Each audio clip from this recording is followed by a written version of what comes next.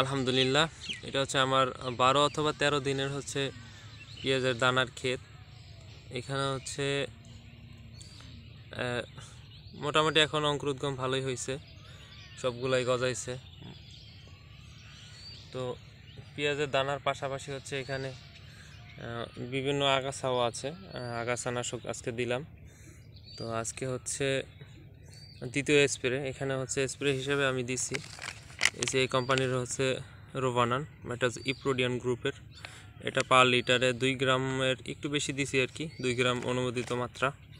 তারপরে ব্যবহার করছি হলো গিয়া ঘাসের জন্য উইড নীলটা ব্যবহার করছি। এটা হচ্ছে ধানের মতো হচ্ছে, আমরা বলি হচ্ছে পল্লা, এই জাতীয় আগাছার জন্য হচ্ছে এইটা। আর আরেকটা ওষুধ ব্যবহার করছি, এটা হচ্ছে সুপার কেয়ারটা হচ্ছে অক্সিডাজন গ্রুপের ওষুধ। এটা হচ্ছে চওড়া পাতা বিশিষ্ট যেই ঘাসগুলো আছে এইগুলোর জন্য ব্যবহার করছি। তো এখানে স্প্রে করে দেওয়া হয়েছে, এখন দেখা যাক 1 থেকে 2 দিন পরে এটা কি ধরনের রেজাল্ট আসে। আর মাশাআল্লাহ এখন পর্যন্ত আমার চারার গ্রোথ ঠিক আছে, এখন পর্যন্ত কোনো পচন লাগে নাই। তবে একটা জিনিস কি, লোকালয়ের কাছে হওয়ার কারণে খুব ভোরে যখন রৌদ্র না ওঠে তখন হচ্ছে দেশি মুরগি আছে, কিছু মুরগি আসে, পোকামাকড় খায়।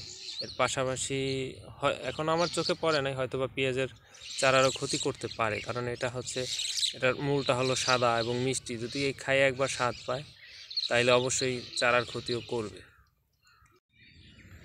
আলহামদুলিল্লাহ, আজকে হচ্ছে 15তম দিন। আমি 2 দিন আগে হচ্ছে এখানে আগাছানাশক ব্যবহার করছিলাম।